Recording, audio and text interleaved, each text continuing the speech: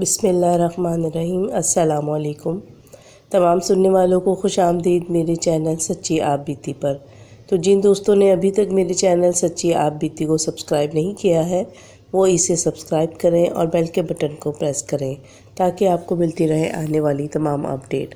اور جو دوست میرے چینل پر بھی نئے آئے ہیں میں ان کو دل سے خوش آمدید کہتی ہوں، اور جو دوست اپنی سچی آپ بیتی میرے ساتھ شیئر کرنا چاہتے ہیں وہ انسٹاگرام پر آ کر اپنی سچی آپ بیتی میرے ساتھ شیئر کر سکتے ہیں۔ چلیے چلتے ہیں آج کی سچی آپ بیتی کی طرف، جو کہ ہمیں کراچی سے بشریٰ نے بھیجی ہے۔ بشریٰ بتاتی ہیں کہ یہ واقعہ آج سے 25 سال پہلے کا ہے، اور یہ ان کی بڑی بہن کے ساتھ یہ پیش آیا تھا واقعہ۔ وہ بتاتی ہیں کہ میرے تایا ابو نے گلستان جوہر میں ایک فلیٹ کرائے پہ لیا تھا، اور ہم لوگوں کی اسکول کی چھٹیاں ہوئی تھیں تو ہم اپنے تایا ابو کے گھر چھٹیاں گزارنے گئے تھے۔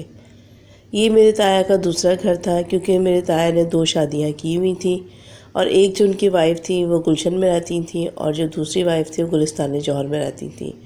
اور اس ٹائم گلستان جوہر میں اتنے زیادہ جو فلیٹ تھے وہ آباد نہیں تھے، آبادی بہت زیادہ نہیں تھی، اور یہ فلیٹ تھے پاسبان فلیٹ ہیں، اور اس کے 3rd فلور پہ میرے تایا ابو اپنی دوسری بیگم کے ساتھ رہتے تھے۔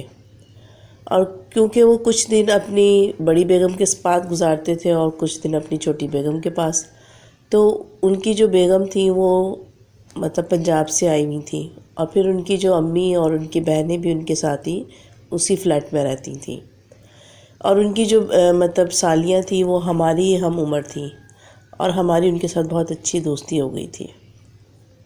تو میں اپنے تایا کے گھر کچھ دن گزارنے کے لیے ہم لوگ وہاں پر گئے، میں، میری بڑی بہن اور میری چھوٹی بہن۔ خیر ہم لوگ اپنے تایا کے گھر گئے تو شام میں پروگرام بنایا، کیونکہ سفاری پارک وہاں سے کچھ ہی فاصلے پر تھا، تو میری جو تائیں تھیں انہوں نے کہا کہ شام میں ہم لوگ سفاری پارک چلیں گے۔ ہم لوگ خوش ہو گئے کہ چلو ٹائم اچھا گزرے گا، اور پھر ہم لوگوں نے جانے کے لیے کچھ ریفریشمنٹ تیار کرنے لگے۔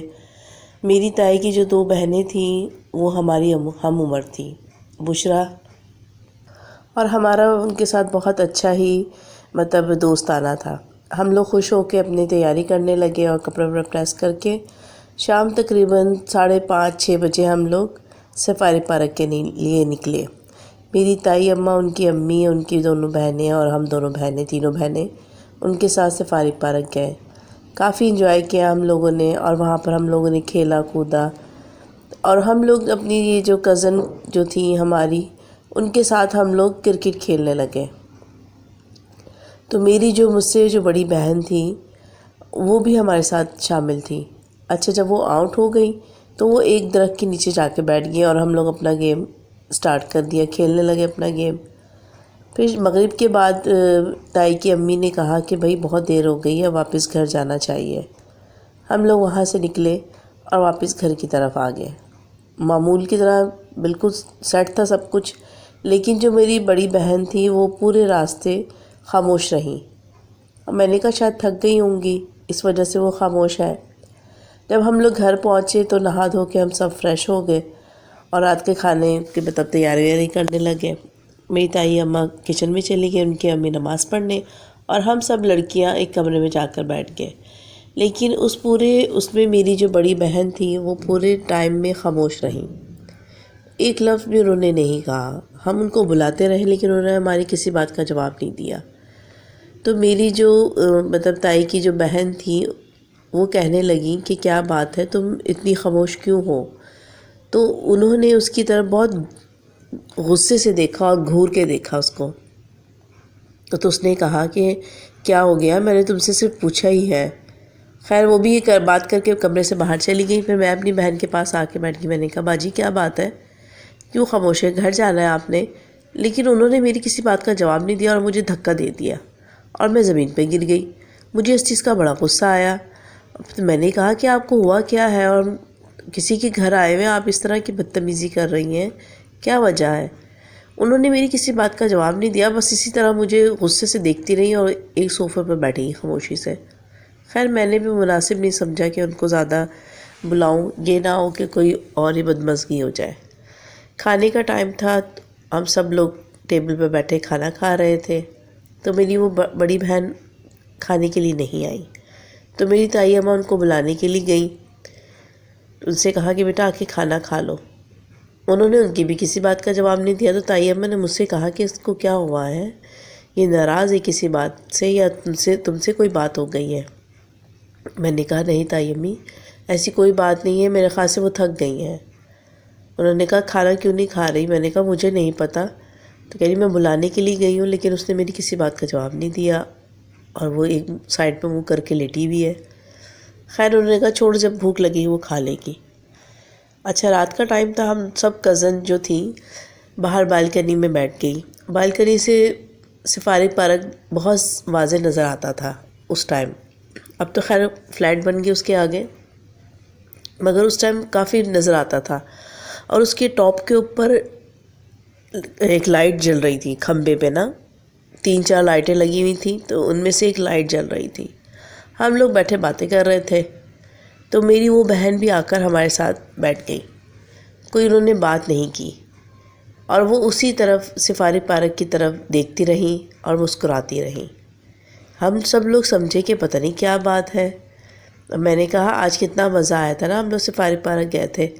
تو میری اسی بہن نے مڑ کر مجھے ایک زوردار تھپڑ لگا دیا۔ پھر تو مجھے غصہ آیا، میں نے کہا آپ کا دماغ خراب ہے، شام سے آپ ایک تو خاموش ہیں اور اوپر سے اس طرح کی حرکتیں کر رہی ہیں۔ اس نے مجھے ہاتھ سے پکڑا اور نیچے بالکنی میں لٹکا دیا۔ میری تو چیخیں تھیں، اور میرے ساتھ ساتھ میری جو کزنیں تھیں، جو تائی کی مطلب بہنیں تھیں، وہ سب بھی چیخنے چلانے لگی اور اس کو زور زور سے جھنجھوڑ رہے کہ اس کو اوپر کرو، تم پاگل تو نہیں ہو گئی ہو، تم کیا کر رہی ہو؟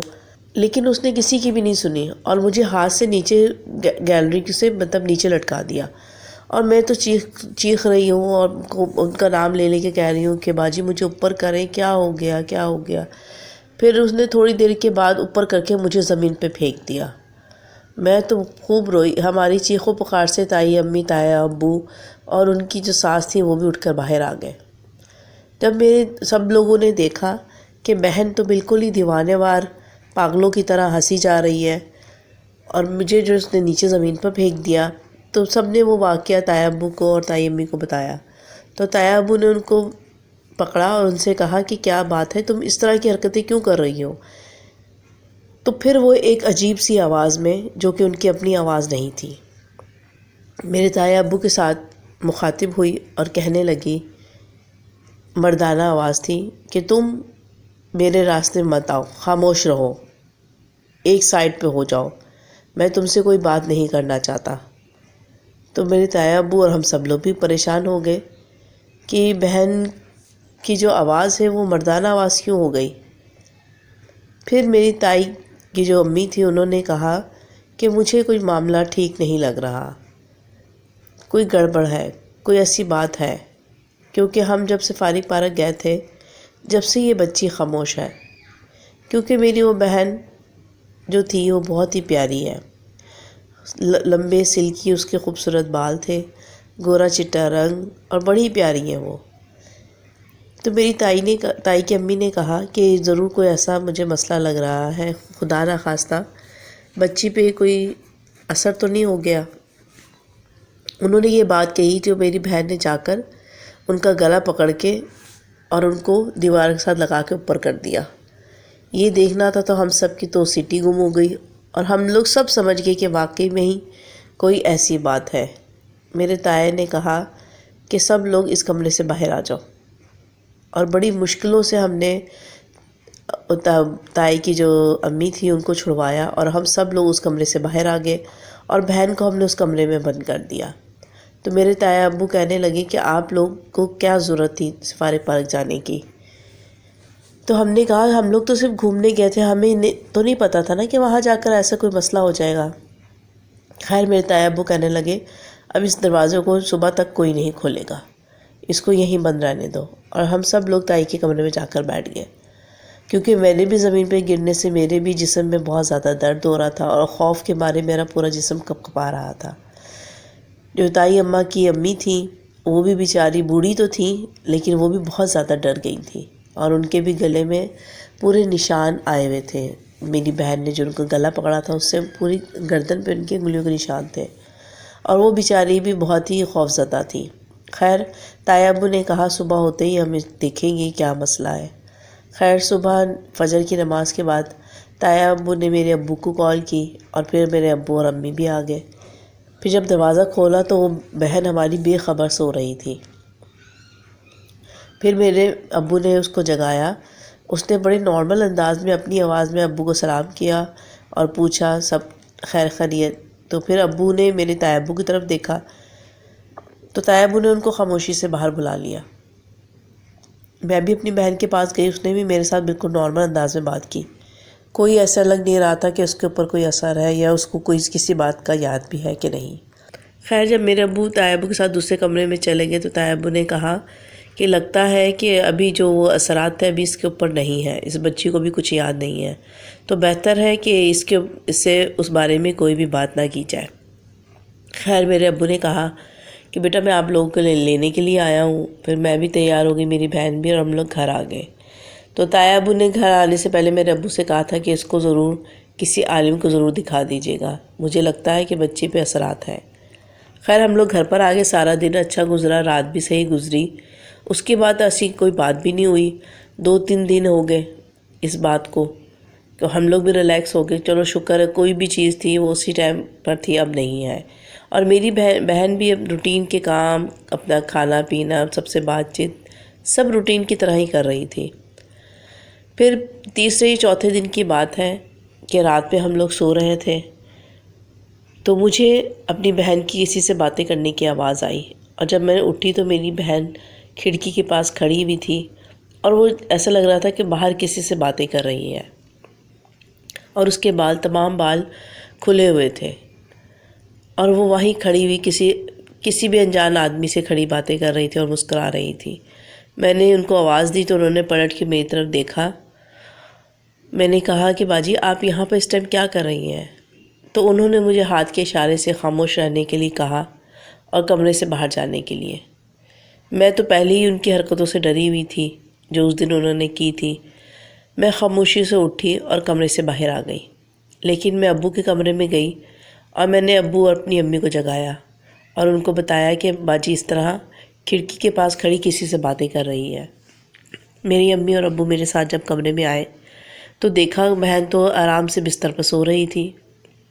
میری امی نے کہا بیٹا تم نے خواب دیکھا ہے کیا؟ میں نے کہا نہیں امی، میں نے اپنی آنکھوں سے باجی کو دیکھا تھا یہاں کھڑے ہوئے کسی سے باتیں کرتے ہوئے، اور کھڑکی پہ کھڑی ہوئی تھی، ان کے بال بھی تمام کھلے ہوئے تھے، لیکن جب میں کمرے میں آئی تو انہوں نے وہی بالوں کی چوٹی بنی ہوئی تھی اور وہ بڑے سکون سے وہ سو رہی تھی اپنے بیڈ پر۔ میں بھی سمجھی کہ پتہ نہیں میں نے خواب دیکھا یا حقیقت، میرا دماغ بھی تھوڑا سا وہ ہو گیا کہ شاید میں نے خواب دیکھا ہو۔ میری امی نے کہا کہ بیٹا تم سو جاؤ، تم نے خواب دیکھا ہے، تمہارا ڈر تمہارے بیٹھا ہوا ہے اس دن کا، تو تم ڈری ہوئی ہو۔ میں نے کہا نہیں امی میں نے سچ میں دیکھا تھا۔ تو میری امی نے کہا کہ تم خاموشی سے لیٹ جاؤ۔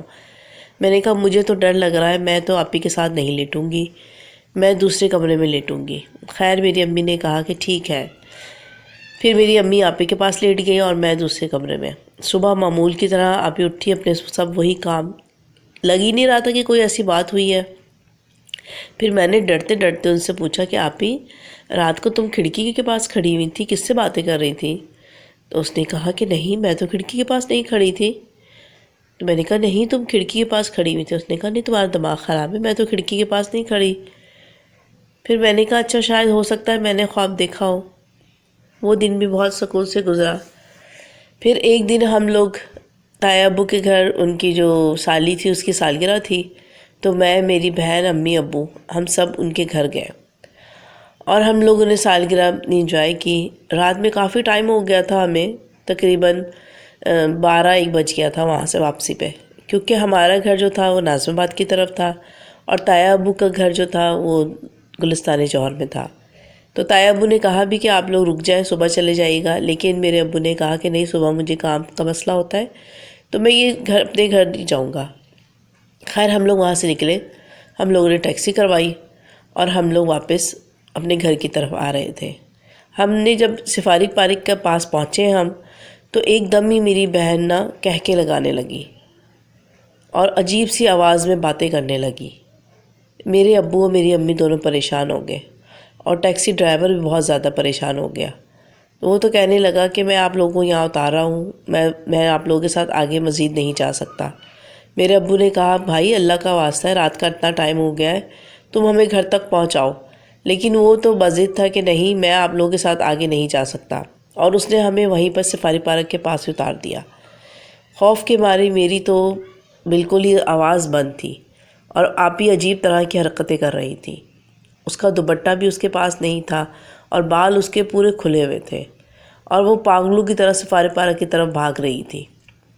یہ دیکھ کر میرے ابو بھی بہت زیادہ پریشان ہو گئے، اور انہوں نے اپنی بیٹی کی طرف دوڑ لگائی، اور میری امی اور میں اسی طرف کھڑے رہے، اور میرے ابو بڑی مشکلوں سے آپی کو وہاں سے پکڑا انہوں نے، لیکن آپی جو تھی وہ ابو کا ہاتھ چھڑوا کر سفاری پارک کے اندر چلی گئی۔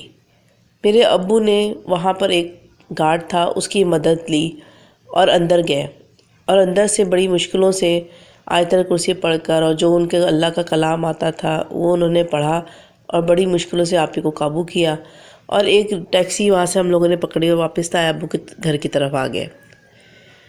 بہت مشکلوں سے آپی کو اوپر گھر پہ چڑھایا، اور جب ہم تایا ابو کے گھر پہنچے میرے ابو نے تمام واقعہ ان کو بتایا، تو تایا ابو نے کہا کہ اب میں نے آپ کو پہلے ہی منع کیا تھا، ایک تو ٹائم بھی بہت زیادہ ہو گیا، اور آپ کو پتہ ہے کہ بچی کے ساتھ کوئی نہ کوئی مسئلہ ہے۔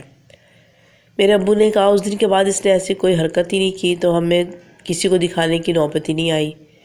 تایا ابو نے کہا آپ لوگ یہاں بیٹھے ہیں، اور میری آپی کو ایک کرسی پہ بٹھایا، لیکن آپی جو تھی ایسا لگتا تھا جیسے کہ کتنے سارے لوگوں کی طاقت میری آپی میں آ گئی ہو، اور آپی نے اپنے ہاتھ پاؤں چلانے شروع کیے، میرے ابو کو بھی مارا، تایا ابو کو بھی مارا، اور جو ان کے قریب جاتا تھا وہ اس کی پٹائی کرنے شروع کر دیتی تھی۔ پھر میری تائی کی جو امی تھیں وہ قرآن پاک لے کر آئیں، اور انہوں نے سورہ بقرہ پڑھنا شروع کر دی۔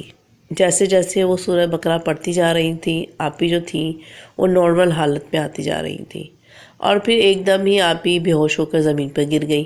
پھر ان کو اندر بیڈ پہ لٹایا، اور میری جو تائی امی کی جو امی تھی وہ ان کے پاس بیٹھ کے سورہ بقرہ انہوں نے مکمل کی، اور وہیں بیٹھی رہیں، اور انہوں نے پھر کہا کہ صبح ہوتے ہی بچی کو پہلے کسی عالم کو دکھایا جائے، کیونکہ اس کے اوپر جو اثرات ہیں وہ بچی کو بہت زیادہ تنگ کر رہے ہیں۔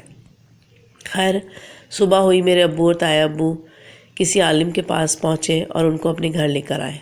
جب ان کو گھر لے کر آئے تو تقریباً 1 بجے کا ٹائم تھا، اور میرے تایا ابو نے اور ابو نے ان کو تمام واقعہ بتایا کہ اس طرح یہ لوگ سفاری پارک گئے تھے، اور اس طرح بچی کے اوپر کچھ اثرات ہیں۔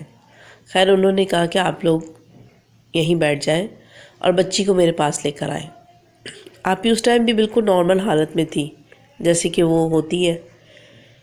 پھر میں آپی کو بلا کے جب ان کے پاس لے کے گئی تو ان کو دیکھتے ہی ساتھ ہی آپی کا رویہ ایک دم ہی غصے والا ہو گیا، اور ان کی آنکھیں لال انگارہ ہو گئیں، اور انہوں نے اس آدمی کا نام پکارا اور اس کو بولا یہاں سے دفع ہو جا، تو میرا کچھ بگاڑ ہی نہیں سکتا، بہتر ہے کہ اپنی جان کی حفاظت کرو اور یہاں سے نکل۔